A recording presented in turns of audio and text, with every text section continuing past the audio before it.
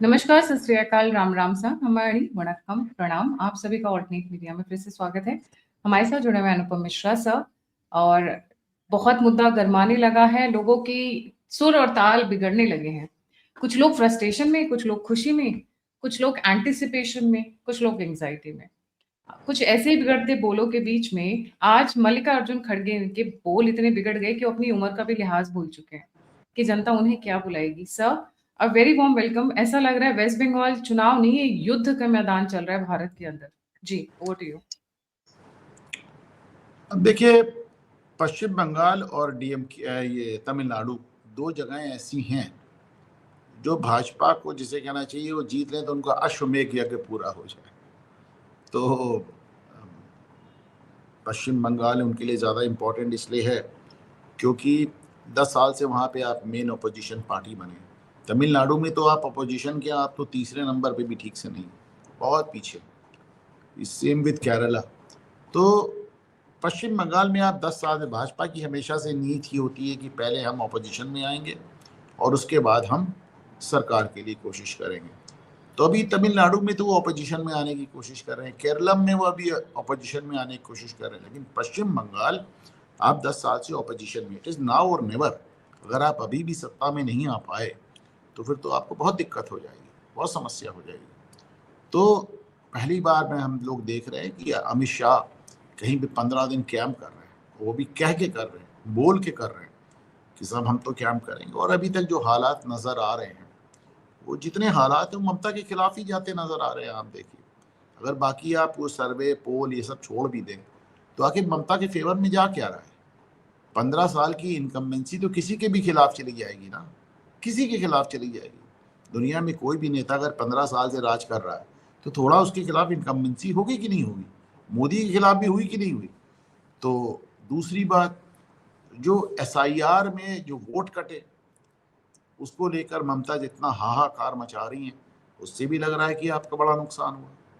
हमें किसी और की बात मानने की जरूरत ही नहीं। ममता बनर्जी अपने मुंह से चिल्ला चिल्ला के रही हमारा नुकसान हुआ। जो आईपैक पे रेड हुई, आईपैक पे रेड मतलब आप सोचिए 1 लाख एजेंट आईपैक के पूरे पश्चिम बंगाल में काम कर रहे थे।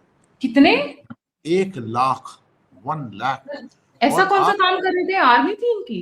बता रहा हूँ ना, वो फर्जी आई कार्ड बनाना, हर नेता का बयान प्रमोट करना, सोशल मीडिया देखना, एक डेटाबेस बनाना कि कौन आदमी हमें वोट देता है, कौन किसी और को वोट देता है, एक एक सीट की समीक्षा करना, लोगों को, मतलब सब कुछ उन्हीं के निर्देशन में हो रहा था।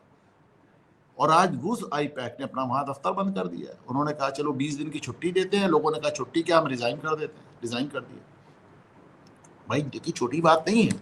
भारत के इतिहास के, मैं दुनिया के इतिहास में पहली बार देख रहा हूँ कि एक मुख्यमंत्री जाता है और जाके सीधे एक सुरक्षा एजेंसी में, आप जाके ईडी से, एक जांच एजेंसी से लड़के फाइलें छीन लेते हैं। सोचिए कितना कुछ दांव पे होगा, कितना कुछ दांव पे होगा।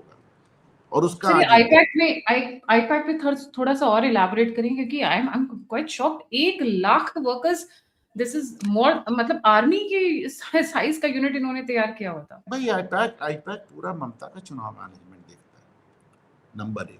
आईपैक पूरा मनी लॉन्ड्रिंग देखता है। याद रखें, उसको ईडी ने गिरफ्तार किया, आईपैक के डायरेक्टर को। ईडी क्या देखता है? Money laundering. तो एक तो आपका काला सफेद पैसा,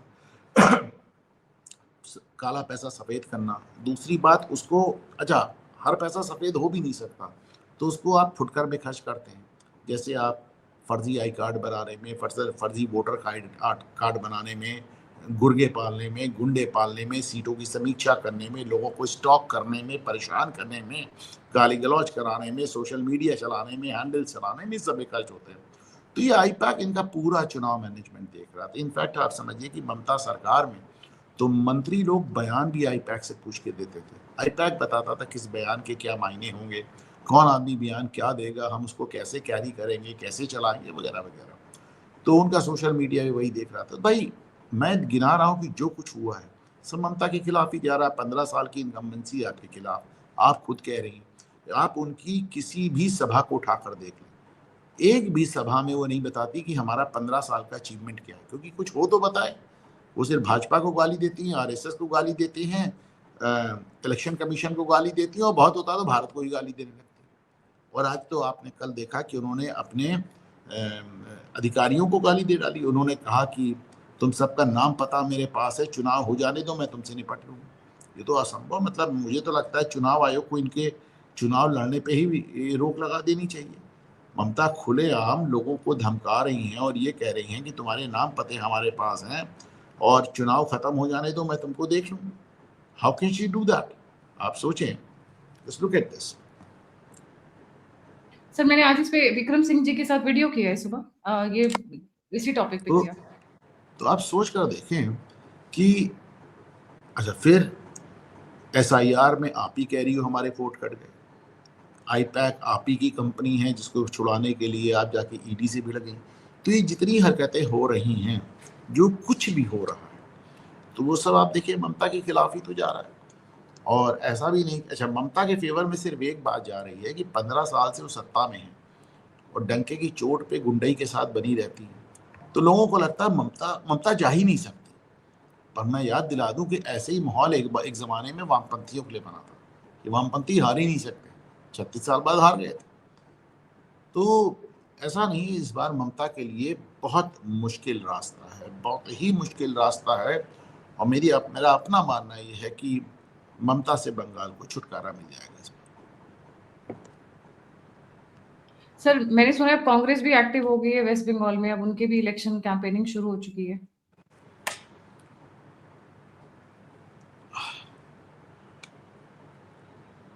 अब हमारी तरफ एक कहावत है, गांवों में कहते हैं मूस मोटाई लोढ़ा होई, यानी अगर चूहा बहुत मोटा होगा तो लोढ़े के समान हो जाएगा, हाथी तो नहीं बन जाएगा ना। तो कांग्रेस ने जिस तरह बाजा बच चुका है वहां पे, जीरो पे, सोचिए, मतलब नेशनल पार्टी बंगाल में जीरो पे आती है, उत्तर प्रदेश में कितने समय, तो यहाँ पे प्रमोद तिवारी की सीट हटा दी जाए तो यूपी में जीरो पे आती थी। 2% 3% वोट पे वो कितना बढ़ा लेंगे अपने आप को। लेकिन हाँ, खास तौर से वो जो मामू एरिया है और जो ये अब्दुल गनी खान चौधरी का एरिया है जहाँ पे उनके परिवार की राजनीति है, वहाँ पे अभी भी कांग्रेस का कुछ वोट बैंक है। तो कुछ मुस्लिम फैक्शंस भी हैं जो थोड़े थोड़े जिनको लगता है कि साहब हम ममता से किसी भी कारण से नाराज हैं या निराश हैं। लेकिन कांग्रेस सिवाय ममता बनर्जी को डैमेज करने के, उसका खुद का तो कोई वहाँ पे आधार ही नहीं है। अब तो पिछली बार मुझे याद है कि वो बहुत ज़्यादा ममता की जीत को सेलिब्रेट कर रहे थे, भाजपा हार गई राहुल गांधी। तो अधीर रंजन चौधरी ने कहा किस बात पे खुश हो रहे हो यार, हम लोग जीरो पे चले गए, किस बात को सेलिब्रेट कर रहे हो, हम शून्य पे आ गए। तो कांग्रेस हाँ, और बहुत मेहनत कर रही है, ऐसा तो मुझे नजर भी नहीं आ रहा। राहुल गांधी बहुत मेहनत करते, ना मुझको तमिलनाडु में नजर आ रहे हैं ना बंगाल में। उन्होंने आसाम में 2-3 तूफानी दौरे जरूर किए, वो भी इसलिए क्योंकि हेमंत बिश्वा शर्मा से उनकी पर्सनल खुन्नस है, पर्सनल दुश्मनी। बहुत मेहनत तो आपको केरल में भी करते नजर नहीं है। मेहनत करने वाली चीज नहीं है राहुल गांधी। सुनने में आ रहा है टीएमसी ने एक बड़ा अच्छा स्टंट खेला during Delhi CM Rekha Gupta road show, इन्होंने लाइटें ही उड़ा दी वहां के रोड्स की, बताइए।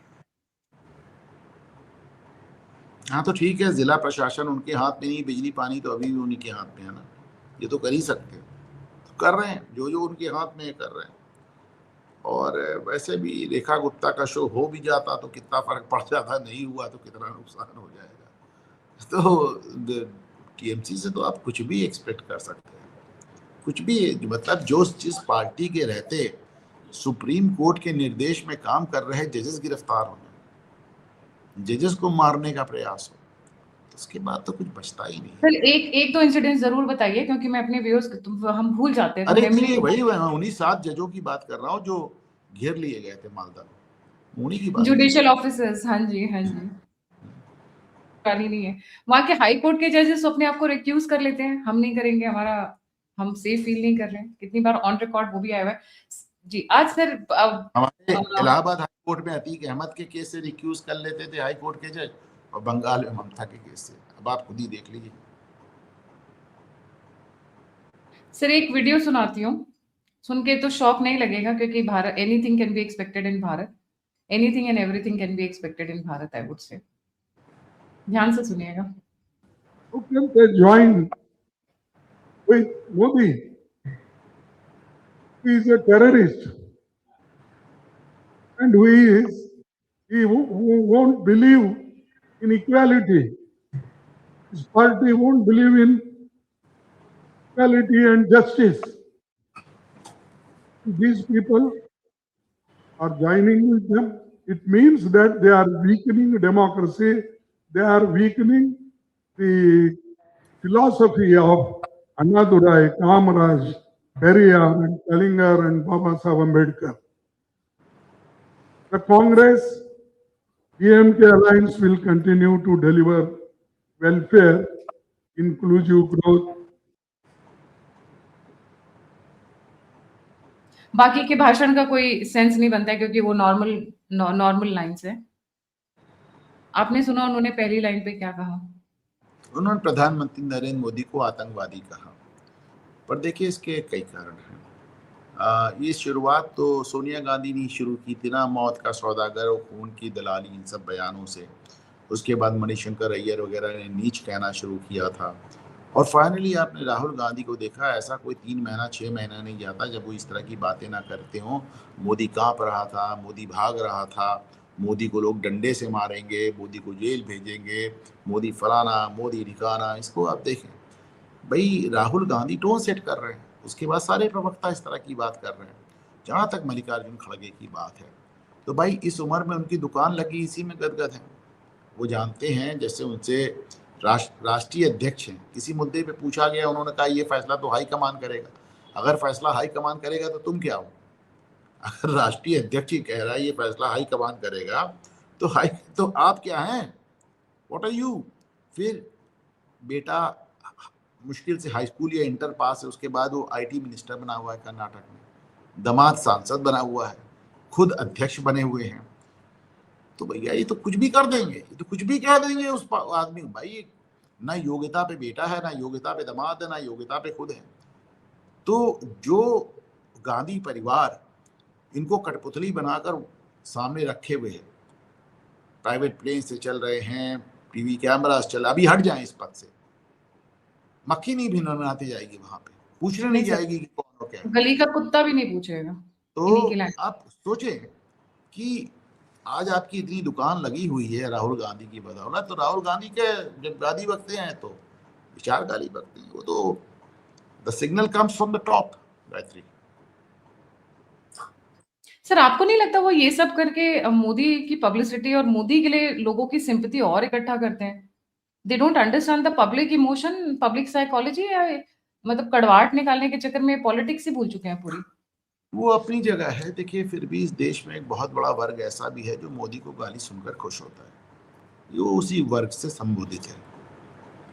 एक वर्ग है जिसके लिए नेताओं में आपस में होड़ लगी रहती है कि कौन भाजपा को ज्यादा गाली देगा, कौन RSS को ज्यादा गाली देगा, कौन मोदी को, योगी को ज्यादा गाली देगा, और कौन हिंदुओं को ज्यादा गाली देगा। तो बहुत लोगों में तो ये भी होड़ लगी हुई है ना। इनके साहिबजादे ये अपने आप को बताते हैं मल्लिकार्जुन मेरा नाम है, शिव जी का नाम है। इनके साहिबजादे हाई स्कूल पास या इंटर पास क्या है वो? प्रियांक खड़गे बताइए, वो IT मिनिस्टर बने, वो कहते हैं सनातन कोड है, हम इसको मिटा देंगे। वाह भाई वाह, कमाल की बात कर रहे हैं। हिंदी का विरोध करते हैं, उर्दू में बात करते हैं। तो मतलब आप समझिए, हालांकि मैं मल्लिकार्जुन खड़गे की एक बात मानता हूँ, पूरी दुनिया में वक्फ पे आरोप लगा कि वक्फ ने पूरी दुनिया में, पूरे भारत में जमीन कब्जा कर ली। मल्लिकार्जुन खड़गे पे आरोप लगा कि इन्होंने वक्फ की जमीन ही कब्जा कर ली। तो हमने कहा चलो कोई तो मर्दे मोमिन है।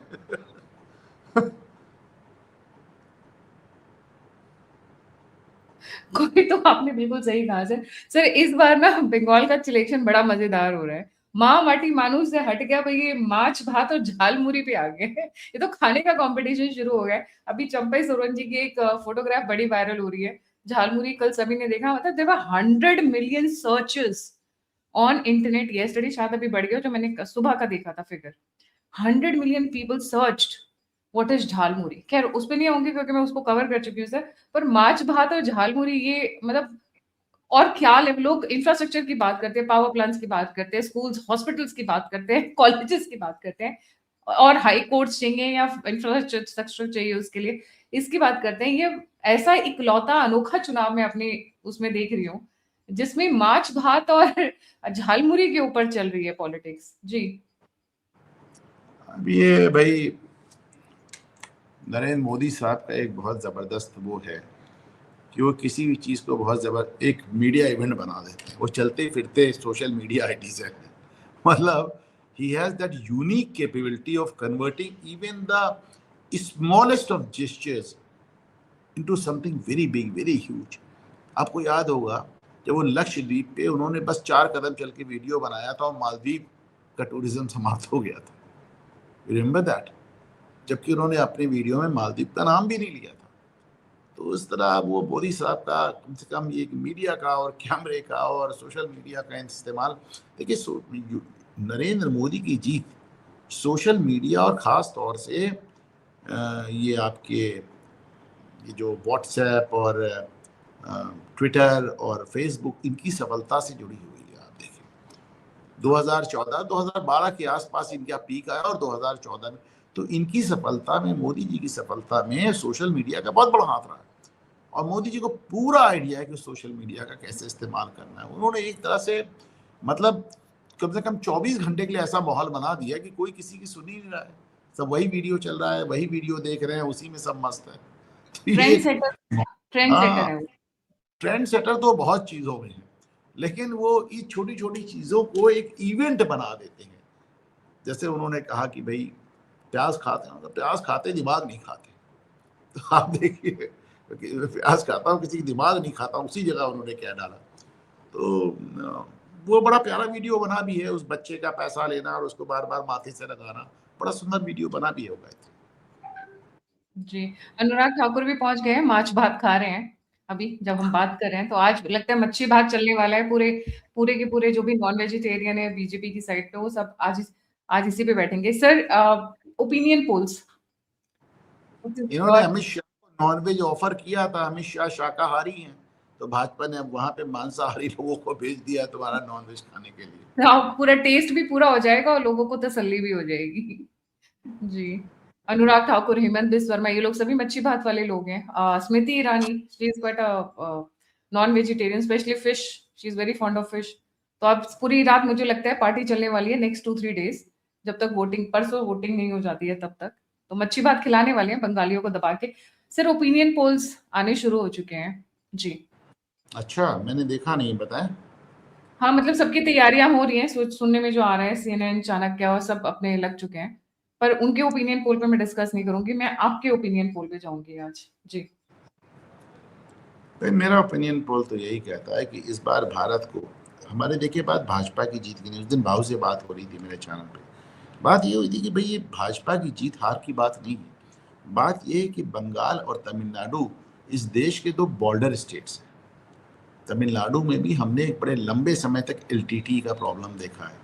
LTT ने ग्रेटर ईलम बनाने की कोशिश की थी। जाफना से लेके चेन्नई तक उन्होंने कहा था हमारा एक अलग तमिल राष्ट्र होगा। तो हमारा बॉर्डर स्टेट है, जैसे कश्मीर हमारा बॉर्डर स्टेट है, उसी तरह तमिलनाडु भी हमारा बॉर्डर स्टेट है और बंगाल भी हमारा बॉर्डर स्टेट है।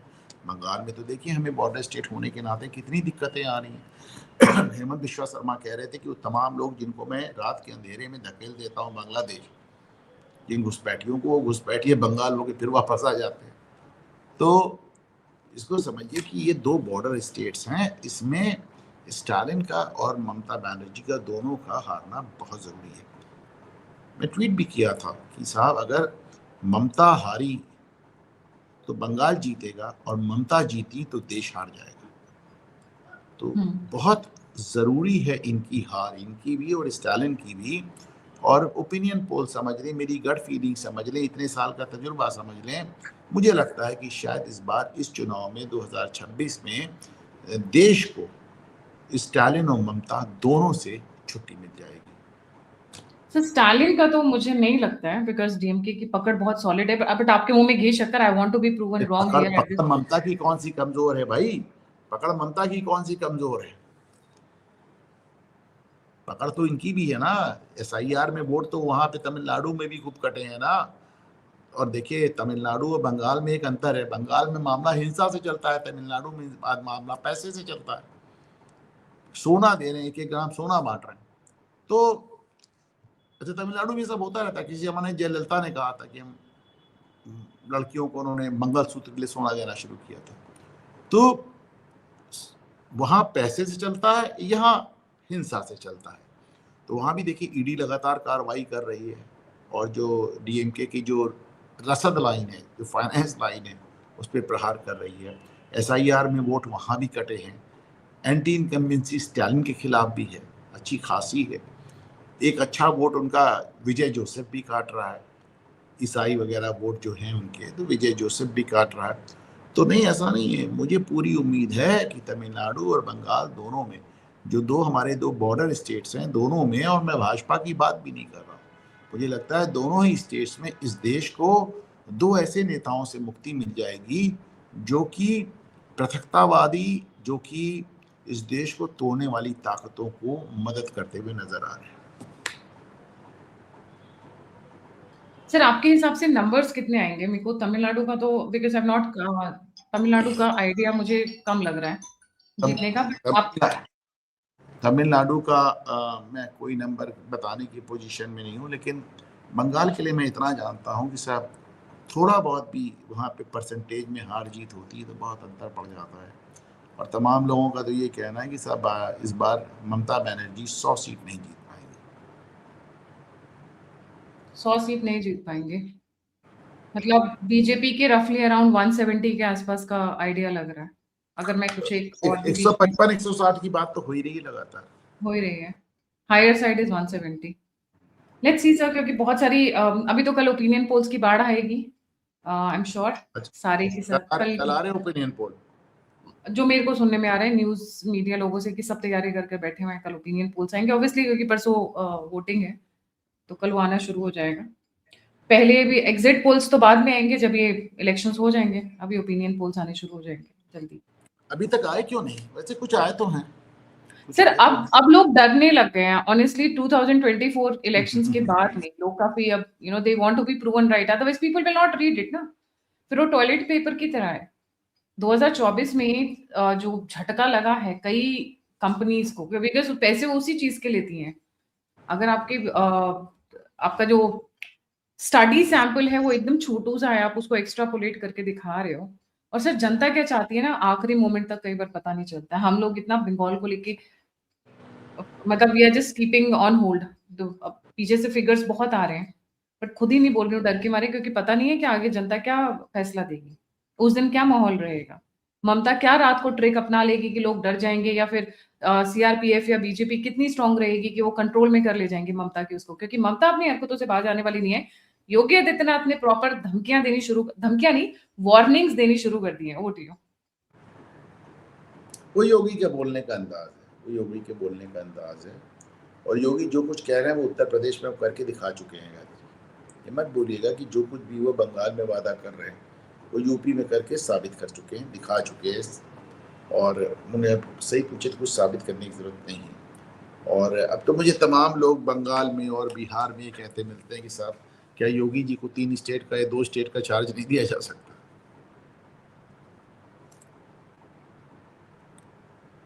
सर आरएसएस के बारे में इस बार ज्यादा बात नहीं हो रही है। जब हरियाणा का इलेक्शन था आरएसएस बहुत काम करी गई थी, इस समय आरएसएस नहीं इतना। इनफैक्ट आप देखें जैसे वामपंथियों के खिलाफ तो एक नेता थी ममता बनर्जी जो लड़ती रही उनसे बड़े लंबे समय तक।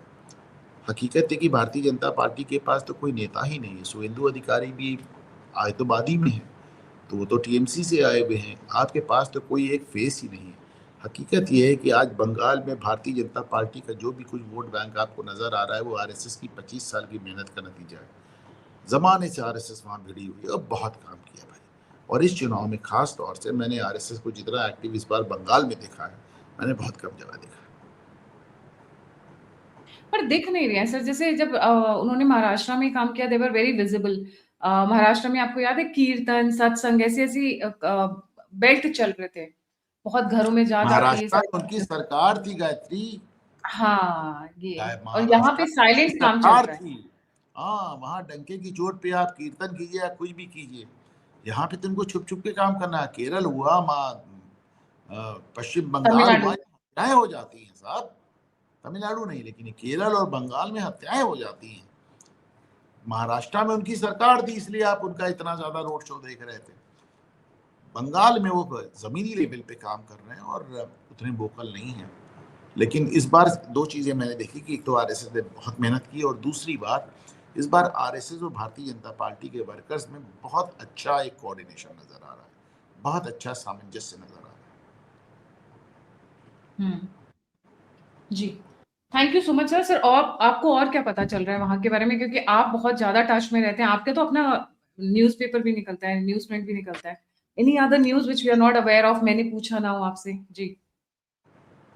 कई छोटी छोटी बातें हैं, जैसे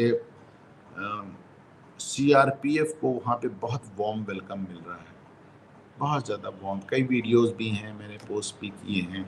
ये दिखाता है कि वहाँ के लोग पुलिस से कितना नाराज़ हैं वहाँ की। दूसरी बात, जिन ममता बनर्जी के पीठ पीछे भी कोई बोलने से डरता था, उन ममता बनर्जी के मुंह पर आज लोग आके बोलने लगे हैं। हकीकत है कि भवानीपुर में इस बार जो ममता का कैंपेन है, वो जो ममता का रूटीन कैंपेन होता है, बड़ा एग्रेसिव होता है। और जब भवानीपुर में उनका आप कैंपेन देखें तो बड़ा डिफेंसिव, और घर घर जाके छोटी छोटी मीटिंग्स करके उनसे कहा जा रहा है कि घर की बेटी का सवाल है, ये घर की बेटी की वो अपील कर रही है। तो तीसरे, अभी जो उनका एक वीडियो आया था जिसमें उन्होंने कहा था कि गुलशन रहेगा तो फूल खिलेंगे और तृणमूल रहेगा तो फिर मिलेंगे। लोगों का मानना है, ये कह के उन्होंने अपने वोट बैंक, खासतौर से मुस्लिम वोट बैंक और अपने जो उनके गुर्गे हैं, उन सबको संदेश दिया कि भैया बात अब मेरे हाथ से निकल गई है, अब जो कुछ कर पाओ तुम ही लोग कर लो, तुम ही लोग कर लो।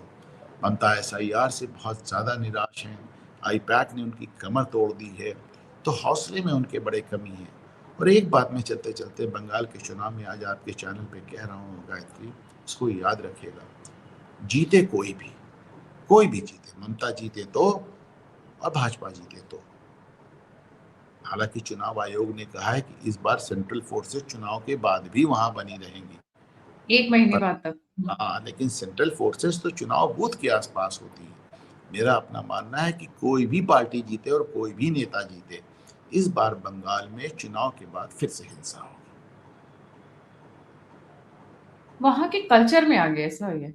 हाँ, बाहर मैं तो कहता हूँ कि बाहर वाले नहीं रोक सकते, पुलिस बंगाल का रक्त सीआरपीएफ चरित्र नहीं रोक है। सकती है। पहले कांग्रेसियों ने वामपंथियों को मारा, फिर वामपंथियों ने ममता को मारा, फिर ममता ने भाजपा को मारा, वहां का रक्त चरित्र है। वही ना, ये तो उनको चेंज करना पड़ेगा, वो उनकी सोसाइटी की प्रॉब्लम हो गई है। कितने दिन मैंने रिजर्व अपना एक पुलिस कार्टून दिखाया था 1971 का। अब आप इसको सोचें गायत्री कि 55 साल 56 साल पुराना कार्टून दिखाया था। RK लक्ष्मण जो टाइम्स ऑफ इंडिया में बनाते थे, उन्होंने एक कार्टून बनाया 1971 में कि ढेर सारे टैंक्स चले जा रहे हैं, और टैंक्स चले जा रहे हैं तो लोग पूछ रहे हैं कि साहब कहाँ युद्ध हो गया। तो इंदिरा जी चूंकि उस समय प्रधानमंत्री थी, तो इंदिरा जी कह रही नहीं युद्ध कहीं नहीं हुआ है, बंगाल में चुनाव है, और ये जो टैंक्स मैं भेज रही हूँ बंगाल में शांतिपूर्ण चुनाव कराने के लिए भेजे। Let me show you the cartoon, let me show it to you. शांतिपूर्ण चुनाव कराने के हाँ, लिए टाइम से हाँ, कुछ वैसी फीलिंग आ रही है। 3 लाख रिजर्व पुलिस, मतलब अब 3 आप लाख सोचिए, ये 1971 का कार्टून है गायत्री, कि टैंक चले जा रहे हैं और let me give you Gandhi full screen sir, hold करके रखिएगा, let me give you the full screen. Indira Gandhi कह रही हैं कि बंगाल में चुनाव है, किसी देश से युद्ध नहीं। ये 1971 में, आज से 55 साल पहले ये हाल था। Late me show you another cartoon, let me show you another cartoon. और ये भी 19 ये सोसाइटी। टाइम्स ऑफ इंडिया में छपा है। अब ये देखिए, जैसे ये चुनाव, ये कार्टून देखें, उसमें इंदिरा गांधी वहां के वोटर को समझा रही हैं कि बेटा वोट डाल दो, तुमको कोई नहीं मारेगा, और वोटर उसके हाथ पैर कांप रहे हैं। यानी उस जमाने में भी वोटरों की हत्या होती थी। तीसरा दिखाता हूँ, बंगाल टाइगर बड़ा फेमस है बंगाल टाइगर। तो बंगाल टाइगर के नाम पे दिखाया है कि जगजीवन राम, इंदिरा गांधी सब लोग खड़े हुए देख रहे हैं, और वोटिंग बूथ के अंदर बंगाल टाइगर के नाम पे वोटर की हत्या हो रही है। ये सब 1971 के कार्टून है, 1971 के। तो यानी 55 साल पहले ये कार्टून चल रहा था गायत्री, 55 ईयर्स बैक। वो लोग जो कहते हैं कि बहुत बड़ी संख्या में यहाँ पे CRPF लगा दी गई है, उनको सोचना चाहिए कि 71 साल पहले वो कार्टून छपता था कि टैंक चले जा रहे हैं। तो ये बंगाल का रक्त चरित्र है। जी, ये सोसाइटल प्रॉब्लम है, इसको बाहर से पर्सनल्स भेज के सॉल्व नहीं हो पाएगा। Society has to move away from it, consciously move away from it. अगर आपके हाथ में हंसियां हैं और आप उसी कल्चर में चले जा रहे हो, तो फिर वो तो कोई भी पार्टी आए, बीजेपी को अगर वहां पे राज करना है तो कुछ ना कुछ उनको भी हाथ गंदे करने पड़ेंगे। काजल की नहीं, कोठरी में देखिए घुसे हो, देखिए देखिए तो ऐसा नहीं हो सकता है कि काजल ना भारतीय लगे। जनता पार्टी पे कोई भी आरोप हो, अब करीब करीब पूरे भारत में वो राज कर रहे हैं। अब तक किसी भी राज्य में भाजपा पे ये आरोप नहीं लगा है कि उन्होंने विरोधियों का मर्डर करा दिया, लोगों का दमन करा दिया, जाने ले ली, ये कर दिया, वो कर दिया। जिस तरह के टीएमसी पे या वामपंथियों पे या सीपीएम वालों पे केरला में आरोप लगता है, इस तरह का कोई आरोप इन पे नहीं लगा है। तो हो सकता है भाजपा सरकार आ जाए तो जो जिस आप कह रही हैं कि अंदर से जो चेंज आना चाहिए, हो सकता है वो आ जाए। जी, maybe let's see, let's hope for the best. 4 मई पे आके गड़ी हुई है, मैं ओपिनियन पोल और एग्जिट पोल व्यूअर्स की खुशी के लिए कर दूंगी। आप प्लीज कमेंट बॉक्स में डालिएगा, क्योंकि 2024 में मैंने कान पकड़ लिए थे सर। उस वक्त ये नहीं समझ में आ रहा था कि खुशी सेलिब्रेट करूं इनके सत्ता में वापस आने की या दुख मनाऊं वो नंबर ना आने का। So we were like so delusional at that point of time कि हो क्या रहा है ये। That was a very big shock we had. Anyways, देखते हैं 4 मई। ये बड़ी एक वास्तव में एक ऐसी जीत थी कि भाजपा समर्थकों को समझ में नहीं आ रहा था कि सेलिब्रेट करें। वो एक जो पहले नहीं, वो अजीत का एक मीम बनते थे कि लिक्विड ऑक्सीजन में डाल दो, लिक्विड जीने नहीं देगी, ऑक्सीजन मरने नहीं देगी। तो उसी तरह भाजपा समर्थकों का ये हाल था 2024। Thank you so much sir for joining. जाने से पहले व्यूअर्स से रिक्वेस्ट है, don't forget to like, subscribe and share the alternate media. अगर आप मुझे सपोर्ट और कंट्रीब्यूट करना चाहते हैं तो दिए हुए नंबर पर आप सहायता कर सकते हैं। आप मुझसे जुड़ना चाहते हैं तो सभी के सभी लिंक्स डिस्क्रिप्शन बॉक्स में है। सर का चैनल है घूमता आईना, don't forget to like, subscribe and share his channel also. इसी के साथ जय हिंद, जय श्री राम, हर हर महादेव। हाँ।